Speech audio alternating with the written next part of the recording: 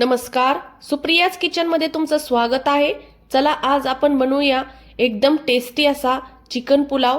तर चिकन पुलाव बनवायला खूप वेळही लागत नाही आणि तो आपल्याला खायला खूप छान लागतो।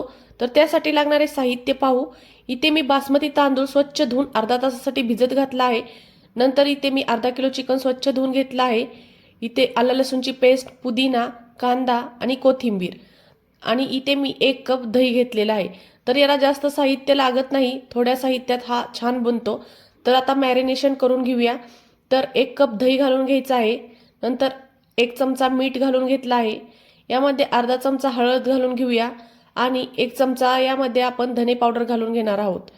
तर आता यामध्ये आपण 1 चमचा गरम मसाला घालून घ्यायचा आहे आणि इथे चिकन बिर्याणी मसाला मी घालून घेतलेला आहे। तर आता हे सर्व मसाले आपण मिक्स करून घेणार आहोत। त्याआधी आपण त्यामध्ये 1 चमचा आता काश्मीरी लाल मिरची पावडर घालून घेऊया आणि आता त्यामध्ये आपण आलं लसूणची पेस्ट ही घालून घेणार आहोत। तर सर्व मसाले आणि पेस्ट इथेच लावून घ्यायची आहे। तर यामध्ये थोडंसं आपण पुदिना घालून घेऊ आणि थोडीशी कोथिंबीर ही घालून घेऊ। आता हे आपण चमच्याच्या सहाय्याने चांगलं मिक्स करून घेणार आहोत। सर्व मसाले आणि दही एकदम चांगलं चिकनला लागलं पाहिजे, एकदम चांगलं कोट झालं पाहिजे।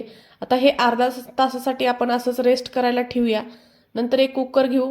कुकरमध्ये इथे मी 2 चमचे तेल घालून घेतलेलं आहे आणि मी इथे काही खडे मसाले घेतले आहेत, तेही त्यामध्ये घालू। तर इथे मी शाही जिरे घालून घेतलेले आहे, जिरे घातलेले नाहीत। नंतर आता त्यामध्ये आपण चिरून घेतलेले कांदे घालून घेऊया। आता कांदा आपण 5 ते 6 मिनिटांसाठी चांगला परतून घेणार आहोत। कांद्याचा चांगला कलर चेंज होईपर्यंत आपण कांदा परतायचा आहे। तर आता इथे 2 ते 3 मिनिट चांगला कांदा परतून झालेला आहे। आता आपण याचा थोडासा कलर चेंज होईपर्यंत थांबूया। नंतर आपण यामध्ये अद्रक लसूणची पेस्ट घालून घेणार आहोत। तर आलं लसूणची पेस्ट यामध्ये घालून घेऊया आणि आपण हे चांगलं 2 ते 3 मिनिटांसाठी परतून घेणार आहोत, जेणेकरून लसूण आणि आल्याचा कच्चापणा सगळा जाईल तोपर्यंत हे आपण परतून घेऊया। आता हे चांगलं परतून झालेलं आहे। तर मॅरिनेट केलेलं चिकन आता यामध्ये घालून घेऊया। बघा चिकन एकदम मस्त असं मॅरिनेट झालेलं आहे, ते आता यामध्ये घालून घेऊ। तर चिकन आपण यामध्ये 5 ते 6 मिनिटांसाठी चांगलं परतणार आहोत। चिकनला चांगले पाणी सुटेपर्यंत आपण यामध्ये परतून घ्यायचं आहे। तर सतत हलवत चिकन एकदम मस्त असं परतून घेऊया। आता आपण कुकरचं टोपण 2 मिनिटं नुसतं याच्यावर ठेवून घ्यायचं आहे, कुकरचं टोपण लावायचं नाही। बघा 2 मिनिटाने किती मस्त असं आपले चिकन तयार झालेला आहे।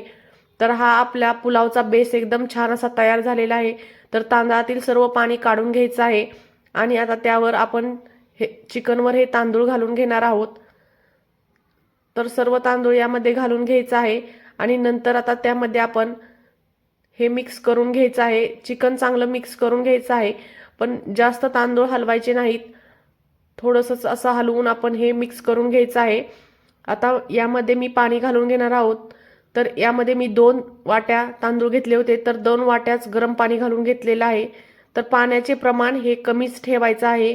पाण्याचे प्रमाण जेवढे तांदूळ घेतले आहेत तेवढंच पाणी त्यामध्ये घालायचं आहे, जास्त पाणी घालू नका, नाहीतर पुलाव जास्त शिजला जाईल।